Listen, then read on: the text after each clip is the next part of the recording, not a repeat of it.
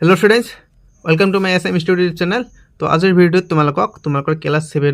तुम्हारे जो समाज विचित्र किताब आसिल समाज विज्ञान सोशियल साइंसर तुम्हारे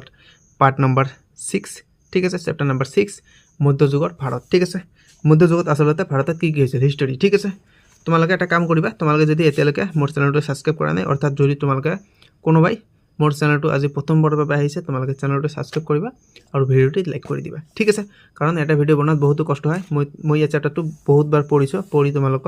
कारण कि भितर क्वेश्चन इार पे कि तुम्हारे अतिरिक्त क्वेश्चन इतना आसे और पाठभित्तिक की क्वेश्चन आसे ये सकलोर क्वेश्चन उत्तर तुम्हारे ये भिडिओ पाई जाबा ठीक है।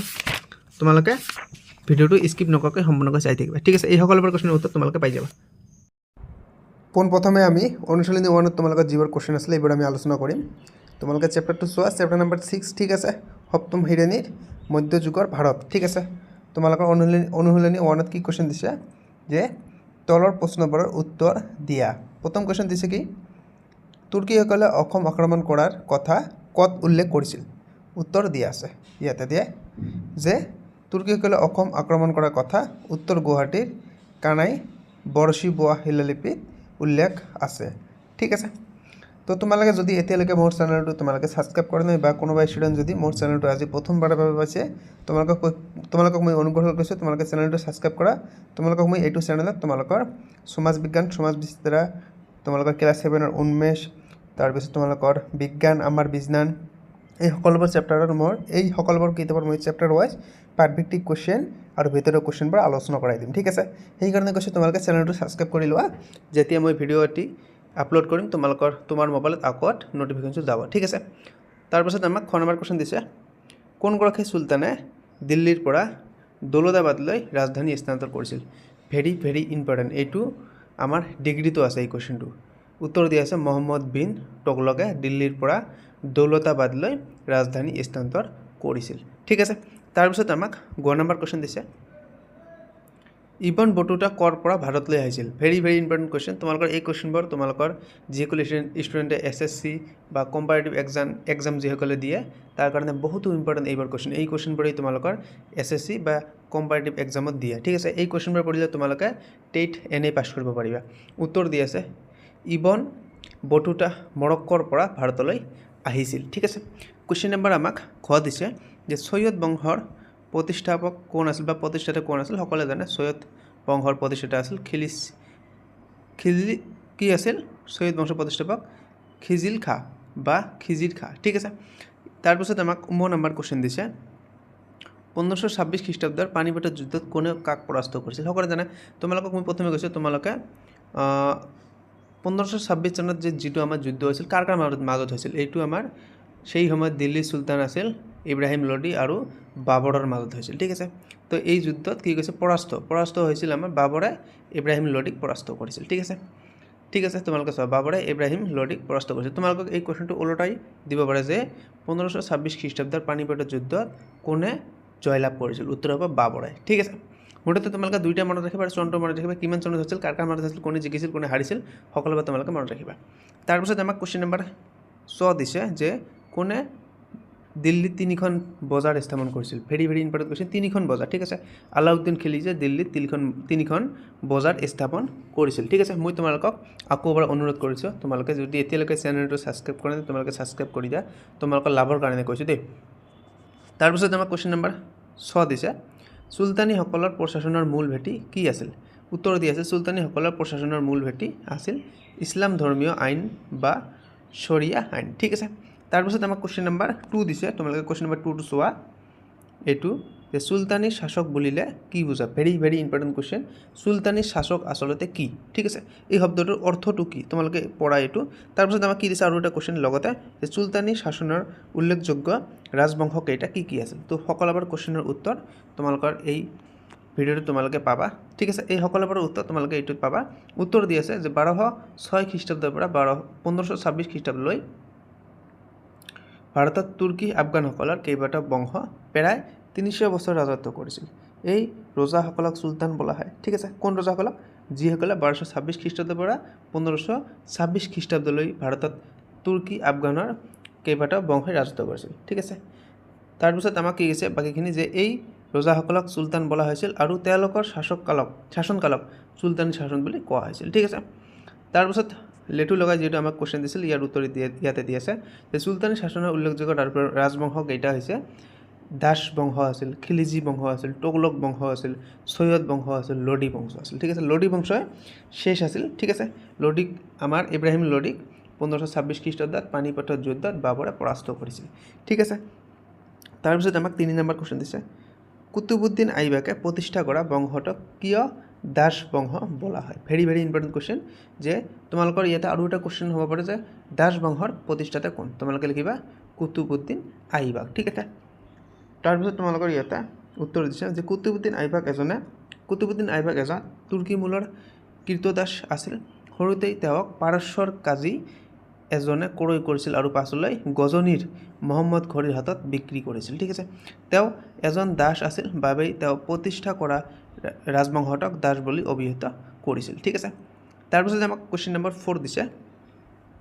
মহম্মদ বিন তুগলকক কিয় জ্ঞানী মূৰ্খ ৰজা বুলি কোৱা হয় মহম্মদ বিন তুগলক তোমালোকৰ এটা শৰ্ট কোশ্চেন হ'ব পাৰে যে কাক জ্ঞানী মূৰ্খ ৰজা বুলি কোৱা হয় তোমালোকে উত্তৰ লিখিবা মহম্মদ বিন তুগলকক ঠিক আছে তোমালোকে এতিয়া আকৌ কোশ্চেন দিব পৰা যে মহম্মদ বিন তুগলকক কিয় জ্ঞানী মূৰ্খ বুলি কোৱা হয় ইয়াৰ উত্তৰ ইয়াতে দি আছে যে মহম্মদ বিন তুগলকক পৰজাহিতৈষী আছিল যদিও তেওঁ আঁচনিবৰ বাস্তৱ পৰিকল্পনাৰ অভাৱত বিফল হৈছিল তেওঁ দিল্লীৰ পৰা দৌলতাবাদলৈ ৰাজধানী স্থানান্তৰ কৰাৰ ফলত বহু ধন জনৰ ক্ষতি হৈছিল তামৰ মুদ্ৰা পৰিচালন কৰি ইয়াৰ নকল ৰোধ কৰিব নোৱাৰাৰ ফলত তেওঁৰ অৰ্থনীতি ক্ষতিগ্ৰস্ত হৈছিল এনেবোৰ হঠকাৰী সিদ্ধান্তৰ বাবে তেওঁক জ্ঞানী মূৰ্খ ৰজা বলা হৈছিল ঠিক আছে বাকীখিনি তোমালোকে চোৱা তাৰপিছত আমাক কোশ্চেন নম্বৰ কি দিছে 5 দিছে চুলতানসকলৰ প্ৰশাসনৰ ব্যৱস্থাৰ বিষয়ে এটি চমুকৈ লিখা এইটো কিন্তু তোমালোকৰ বৰ্ড কোশ্চেন হিচাপে আহিব পাৰে কি কৈছে যে চুলতানী শাসনত সৰ্বোচ্চ ক্ষমতাৰ এগৰাকী আছিল চুলতান আৰু প্ৰশাসনৰ মূল ভেটি আছিল ইছলাম ধৰ্মীয় আইন আৰু প্ৰশাসনৰ মূল ভেটি আছিল ইছলাম ধৰ্মীয় আইন ঠিক আছে প্ৰশাসন পৰিচালনাৰ সুবিধাৰ বাবে কেইবাটা বিভাগ আছিল যেনে ধৰ্ম আৰু ন্যায় দিছে সামৰিক সেৱা আছে ৰাজসভা আছে দাতব্য আছে ঠিক আছে ইত্যাদি দি আছে তোমালোকক আটাইতকৈ উচ্চ পদবীত থকা বিষয়াজনক ৰাজিৰ বোলা হৈছিল আৰু তেওঁৰ দপ্তৰক দিৱানী বাজাৰত বোলা হৈছিল শাসন বিধাৰ বাবে সাম্ৰাজ্যখনক কিছুমান অঞ্চলত ভাগ কৰা হৈছিল যাক ইক্তা বোলা হৈছিল ঠিক আছে আৰু ইয়াৰ মুৰব্বীক ইক্তাদাৰ বা মুক্তি বোলা হৈছিল ঠিক আছে তাৰপিছত আমাক অনুশীলনী 2 দিছে কেইবাটা কোশ্চেন যে তলৰ প্ৰশ্নবোৰৰ উত্তৰ দিয়া অনুশীলনী 2 আমাক কেইটামান কোশ্চেন দিছে প্ৰথম কোশ্চেন কি দিছে তোমালোকে চোৱা যে মোগল সাম্ৰাজ্যৰ প্ৰতিষ্ঠাপক বাবৰ কাৰ বংশধৰ আছিল সকলোৱে জানে এইটো যে মোগল সাম্ৰাজ্যৰ প্ৰতিষ্ঠাপক বাবৰ তাইমুৰৰ বংশধৰ আছিল তো তোমালোকে এটা কাম কৰা তোমালোকৰ ইয়াতে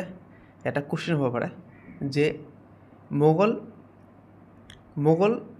সাম্ৰাজ্য প্ৰতিষ্ঠাপক বা বাবৰে কাক পৰাস্ত কৰি ভাৰতত মোগল সাম্ৰাজ্যৰ প্ৰতিষ্ঠা কৰিছিল ডাইৰেক্ট তোমালোকৰ এটা কোশ্চেন যে বাবৰে কাক পৰাস্ত কৰি মোগল সাম্ৰাজ্য প্ৰতিষ্ঠা কৰিছিল তোমালোকে মনত ৰাখিবা ইব্ৰাহিম লোডি কোন যুদ্ধৰ জৰিয়তে 1526 চনৰ পানিপথৰ যুদ্ধৰ জৰিয়তে ঠিক আছে তোমালোকে ক্লিয়াৰ কৰি লোৱা এনেকুৱা ধৰণৰ কোশ্চেন তোমালোকৰ ভিতৰৰ কোশ্চেন আছে ঠিক আছে খ নম্বৰ কোশ্চেন দিছে আমাক মোগল সাম্ৰাজ্যৰ বিস্তৃতি কৰ পৰা কলৈ আছিল ভেৰি ভেৰি ইম্পৰ্টেণ্ট কোশ্চেন ঠিক আছে ঔৰংজেবৰ সময়ত মোগল সাম্ৰাজ্য পূৰ্বে বংগৰ পৰা পশ্চিমে গুজৰাটলৈ আৰু উত্তৰে কাবুলৰ পৰা দক্ষিণে কৰ্ণাটকলৈ ঠিক আছে তাৰ মানে বৰ্তমান আমাৰ কেৰেলা না আছিল ইফালে আমাৰ অসমো না আছিল ঠিক আছে যেহেতু কি কৈছে বংগৰ পশ্চিমে গুজৰাটলৈ আৰু উত্তৰে কাবুলৰ পৰা কাবুল মানে একেবাৰে আমাৰ পাকিস্তানৰ পৰা ঠিক আছে তোমালোকে গণনাটোৰ পৰা বাবৰনামা কি বাবৰনামা হৈছে আমাৰ মোগল সম্ৰাট বাবৰৰ আত্মজীৱনী তোমালোকে এইটো মনত ৰাখিবা 1 মাৰ্কৰ কাৰণে এইটো 100% আহিব যে তোমালোকক কোশ্চেনটো এনেকুৱা ধৰণৰ দিব যে মোগল সম্ৰাট বাবৰৰ আত্মজীৱনীখনৰ নাম কি তোমালোকে বাবৰনামা বুলি মনত ৰাখিবা কোশ্চেন নম্বৰ ঘ দিছে আমাক হেমচন্দ্ৰ বিক্ৰমাদিত্য উপাধি কোনে গ্ৰহণ কৰিছিল ভেৰি ভেৰি ইম্পৰ্টেণ্ট কোশ্চেন ইয়াতে কি দিছে আফগান সেনাপতি তথা ৱাজিৰ হিমুৱে এই উপাধি লাভ কৰিছিল ঠিক আছে তাৰপিছত আমাক 9 নম্বৰ কোশ্চেন দিছে যে চুলহি কুল বুলিলে কি বুজা উত্তৰ দিয়া আছে সম্ৰাট আকবৰে সকলোৰে সৈতে শাস্তি তথা সহনশীল নীতি প্ৰয়োগ কৰিছিল যাক চুলহি কুল বোলা হৈছিল কোনে সম্ৰাট আকবৰে তোমালোকৰ এটা আৰু এটা কোশ্চেন হ'ব পাৰে যে চুলহি কুল কোনে আচলতে চুল্হি কুলৰ আচলতে প্ৰয়োগতা কোনে কৰিছিল ঠিক আছে প্ৰয়োগ কোনে কৰিছিল তোমালোকৰ কোৱেশ্চন হ'ব যে চুল্হি কুল কোন ৰজাই প্ৰয়োগ কৰিছিল উত্তৰ হ'ব সম্ৰাট আকবৰে ঠিক আছে আকবৰ আমাৰ মোগল সম্ৰাটৰ তৃতীয়জন ৰজা আছিল তাৰপিছত আমাক পাৰ্ট 2 কেইটামান কোৱেশ্চন দিছে তোমালোকে চোৱা এইটো ইয়াতে তোমালোকে কেইটামান এমসিকিউ কোৱেশ্চন দি আছে যে তলৰ প্ৰশ্নবোৰত 1 নম্বৰ পৰা 5 নং নাই শুদ্ধ উত্তৰৰ কাষত থকা কি কৈছে বৃত্তটো চিহ্নটো পূৰ কৰা ঠিক আছে প্ৰথম কোৱেশ্চন দিছে পানিপথৰ দ্বিতীয় যুদ্ধ কেতিয়া হৈছিল প্ৰথম যুদ্ধটো তোমালোকে জানাই প্ৰথম যুদ্ধ হৈছিল 1526 চনত আৰু দ্বিতীয় যুদ্ধ হৈছিল আমাৰ 1556 চনত ঘ নম্বৰ কোৱেশ্চন হৈছে আমাৰ শুদ্ধ উত্তৰ ঠিক আছে 1556 খ্ৰীষ্টাব্দত তাৰপিছত আমাক 2 নম্বৰ কোৱেশ্চন দিছে যে অসমৰ কোন গৰাকী ৰজাই বক্তিয়াৰ খিলজীক পৰাস্ত কৰিছিল ভেৰি ইম্পৰ্টেন্ট কোৱেশ্চন ইয়াৰ শুদ্ধ উত্তৰটো হৈছে পিথু ঠিক আছে পিথু ৰজাই তোমালোকে উত্তৰখিনি চোৱা ইয়াৰ পৰা পিথু ৰজাই বক্তিয়াৰ খিলজীক পৰাস্ত কৰিছিল ঠিক আছে তোমালোকে চোৱা তাৰপিছত 3 নম্বৰ কোৱেশ্চন দিছে কোনটো সঠিক ক্ৰম তোমালোকে ক্ৰমবোৰ চোৱা ক্ৰমবোৰ তোমালোকে চোৱা উত্তৰটো ইয়াতে দিছে ক্ৰমবোৰ চোৱা দাস বংশ তোগলক বংশ খিলজী বংশ সৈয়দ বংশ এইটো নহয় সৰি এইটোৱে হয় প্ৰথমে দাস বংশ আহিছিল দ্বিতীয়তে আমাৰ তোগলক বংশ আহিছিল তাৰপিছত খিলজী বংশ আহিছিল তাৰপিছত সৈয়দ বংশ আৰু তাৰপিছত লোডি বংশক বাবৰে পৰাস্ত কৰি শেষ কৰি দিয়ে ঠিক আছে লোডি আমাৰ শেষ আছিল ঠিক আছে লোডিৰ পিছত যদি ভাৰতত আহে তে এইটো হ'ব মোগল ঠিক আছে মোগল কিন্তু বহুত পিছত আহিছিল দাস বংশ আহিছিল তোগলক আহিছিল খিলজী আহিছিল সৈয়দ আহিছিল তাৰপিছত লোডি ঠিক আছে ক নম্বৰ অপশ্যনটো আমাৰ শুদ্ধ উত্তৰ তাৰপিছত আমাক 4 নম্বৰ কোৱেশ্চন দিছে যে 4 নম্বৰ কোৱেশ্চন তোমালোকে চোৱা উক্তি মোহাম্মদ বিন তোগলকক জ্ঞানী মূৰ্খ ৰজা বুলি জনা যায় ঠিক আছে যুক্তিটো তোমালোকে পঢ়া প্ৰথমে তাৰপিছত মই তোমালোকে অপশ্যন কেইটা দেখুৱাই যুক্তি দি আছে যে তেওঁৰ আঁচনিবোৰ বাস্তৱ পৰিকল্পনাৰ অভাৱত বিফল হৈছিল উক্তিটো শুদ্ধ কিন্তু যুক্তিটো ভুল এইটো নহয় খ নম্বৰত দিছে কি উক্তিটো ভুল কিন্তু যুক্তিটো শুদ্ধ এইটো নহয় গ নম্বৰ অপশ্যনটো আমাৰ শুদ্ধ উক্তি আৰু যুক্তি দুয়োটাই শুদ্ধ যুক্তিটো উক্তিৰ ব্যাখ্যা ঠিক আছে ইয়াতে আমাক গ নম্বৰ অপশ্যনটো শুদ্ধ তাৰপিছত আমাক কোৱেশ্চন নম্বৰ 5 দিছে ৱাজিৰ কি বিভাগৰ মুৰব্বী আছিল সকলোৱে জানে এইটো ৱাজিৰ আছিল আমাৰ বিত্ত বিভাগৰ ঠিক আছে তোমালোকে যদি চেপ্টাৰ 2 ৰিডিং পঢ়া তোমালোকে পাই যাবা ৱাজিৰ বিত্ত বিভাগৰ মুৰব্বী আছিল অপশ্যন নম্বৰ গ হৈছে শুদ্ধ অপশ্যন ঠিক আছে তো আমাৰ ভিডিঅ' আজি এইখিনিয়ে তোমালোকে এই কোৱেশ্চনবোৰ ভালদৰে পঢ়িবা ঠিক আছে আৰু কমেণ্টত কমেণ্ট কৰি জনাবা তোমালোকৰ ভিডিঅ'টো কেনে লাগিল ইয়াৰ পৰাই তোমালোকৰ পৰীক্ষাত 100ৰ ভিতৰত 100% কমন কোৱেশ্চন পঢ়িবা ঠিক আছে বাই বাই টেক কেয়াৰ